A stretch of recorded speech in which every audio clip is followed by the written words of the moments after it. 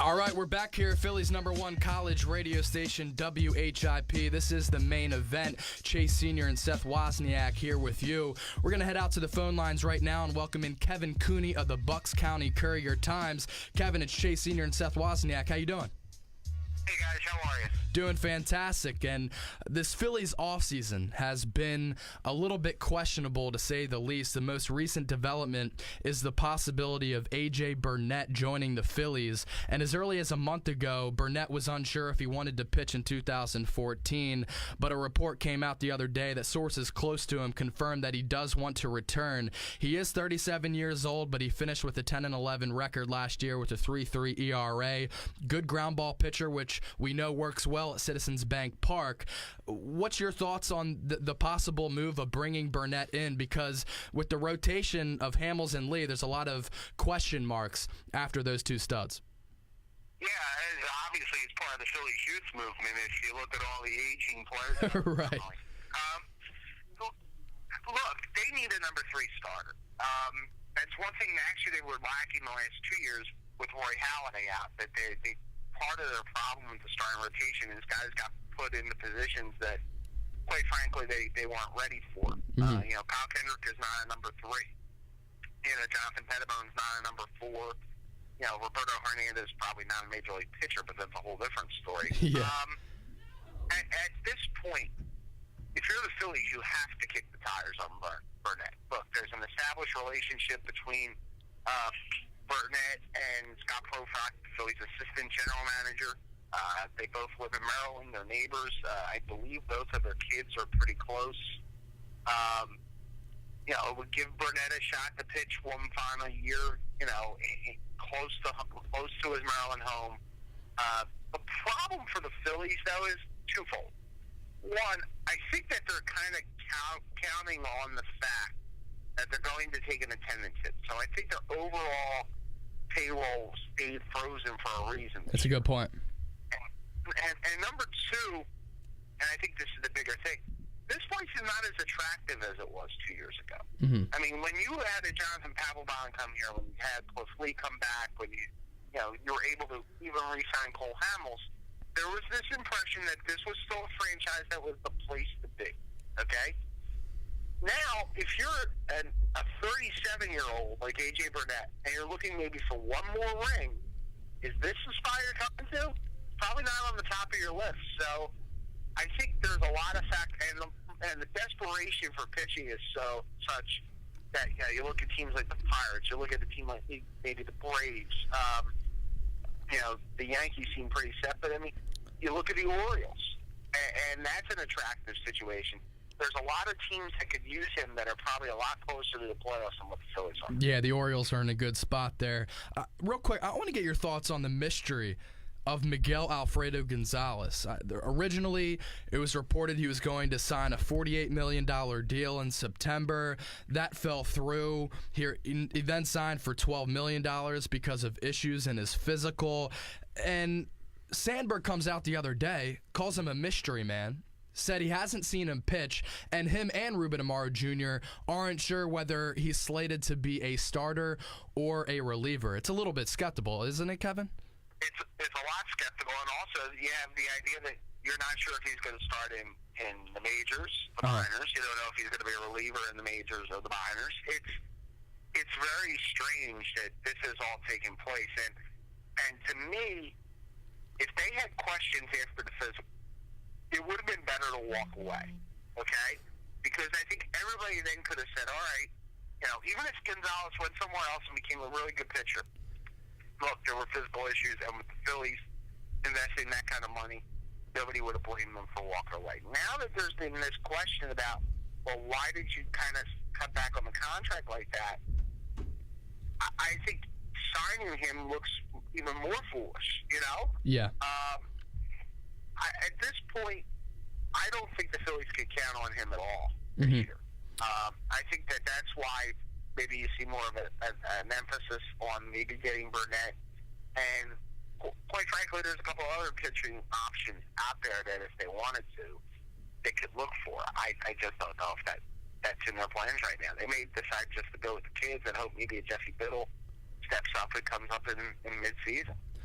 We're talking to Kevin Cooney. The Bucks County Courier-Times does a wonderful job covering the Phillies. And Kev, Cole Hamels, he's always been a straight shooter, and he's really becoming a central voice in that clubhouse. And that clubhouse really needs it after the clubhouse was in shambles last year. The other day, he had some really good stuff to say, briefly mentioning that this is the focal point. Time won't come back, and a lot of guys on this team have to have career years regardless of their age. Which is all true. What'd you think of Cole Hamels' comments? It's funny, and Chase, you do a lot of running around with different things. I saw part of it, and I think Hamels was trying to basically, smooth the waters a little bit before Clearwater after what happened with the Billy Mag story. I took, from the comments this winter, okay, there's one truth in baseball. And that truth is pitchers can't be the vocal point, and they can't be the vocal leaders of a team, okay? You need somebody who's an everyday position player to be the guy who steps forward, who takes responsibility, who is the cult of personality, if you will, because that's kind of where, there is that separation, and especially in that clubhouse, between pitchers and hitters. And I think you saw that last year with Jonathan Papelbon calling out some of his teammates, quite frankly, on defensive issues, on different things. Now, Papelbon was living in a glass house at that point. He should have not been throwing rocks. I mean, the clubhouse issues are going to be solved, quite frankly, when two things happen. One, when you get rid of the bad eggs that were in that clubhouse. And two, when a position player becomes the vocal, everyday, accountable leader. And Chase Utley is a good player. He leads by example. He's not a vocal leader. Not at all. I think they do need that kind of presence. And what happened with Jimmy Rollins becoming that guy? He was for a couple of years, definitely in 2007, 2008. Is he still that type of figure in that clubhouse, or has he taken a back seat because he is such a well-respected veteran? See, I think it's taken a backseat for a couple of reasons. One, Jimmy's had a couple brush-ups, with Charlie. The showing up late, not running stuff out, whatever. I think that kind of undermined him a couple of years ago. And the second is just declining production. And I think Jimmy is now going to be 6 seasons removed from his MVP year. Okay?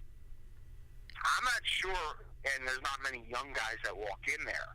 I'm not sure, though, that the young guys that walk in there necessarily are in awe of Jimmy Rollins, Yeah. But one guy, I think, guys, who could be the vocal leader for this team is Marlon Byrd. And Marlon Byrd is a very outgoing guy. We talked to him last week. It was great as far as, stressing, being honest about where he thinks this club is at this point. He was wonderful on Comcast Sportsnet the other night. Yeah, and I think, to me, he's the one guy when we get to Clearwater I'm going to be interested to see, and he has previous relationships with Rollins, Utley, Howard, those guys, that I think are really going to allow him, if he may become the kind of the central figure in that clubhouse this year. Sticking with Byrd, which has been the biggest acquisition of this curious offseason. He signs a 2-year, $16 million deal. He's coming off a career year, batted .291, 24 home runs, 88 ribbies. He's going to be 37 years old in August, but he did have a really productive year last year. What do you think of that move, and do you think that they brought him in because of the fact that he can become that vocal leader that this team so desperately needs? I think they brought him in because, quite honestly, the outfield crop that was there, and the lead guy obviously was Carlos Beltran, who's older and who won it more years and who has injury issues as well. The outfield crop just wasn't there. I mean, they tried, I know, to get Giancarlo Stanton, and that wasn't going to happen. Peter Borges was mentioned a couple times. That wasn't going to happen. The Phillies farm system just doesn't have the prospects that allow them to make a mega trade. So you go. I also think, and I heard you guys talking about Ruben's curious offseason. I think one of you guys may have used the term disastrous. But The one thing I will say about this offseason is Ruben has learned that he can't just buy his way out of problems, okay?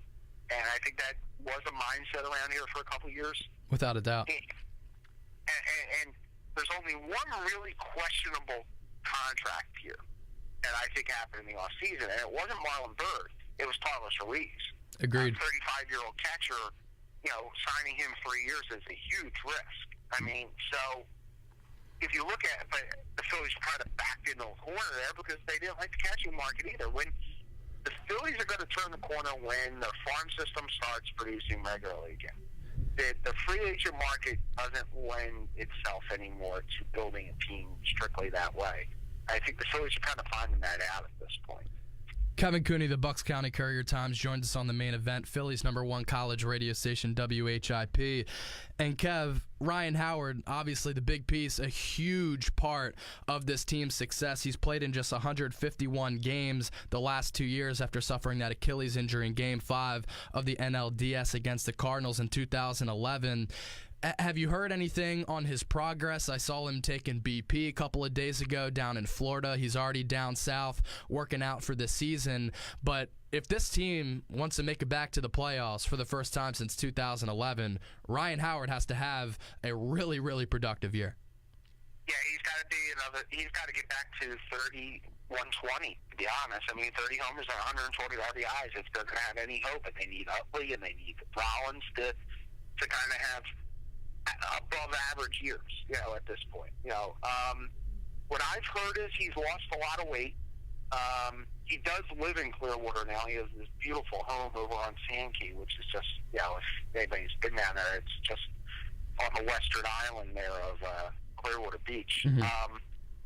So he's been working out year-round down there. He's really, in knowing him, I know how dedicated he is to getting back. I'm sure he's disappointed. It's going to be the main storyline when we get down there on the 12th of February. I mean, if they don't have a healthy Ryan Howard, and if they don't have a Ryan Howard who can hit left-handed pitching, which is a big problem, he's hit 173 the last 2 years against left-handers, then they're sunk, and they're more of, on the pun, sleeping with the Marlins than they are, potentially contending with the Nationals and the Braves for the division. That's pretty telling. Kev, just a couple questions before we let you run.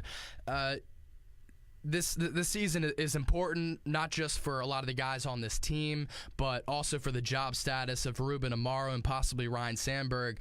A lot of guys on this team are old, 34 years or older. How do you expect to see things play out in 2014? Well, I mean, I've told a lot of people this.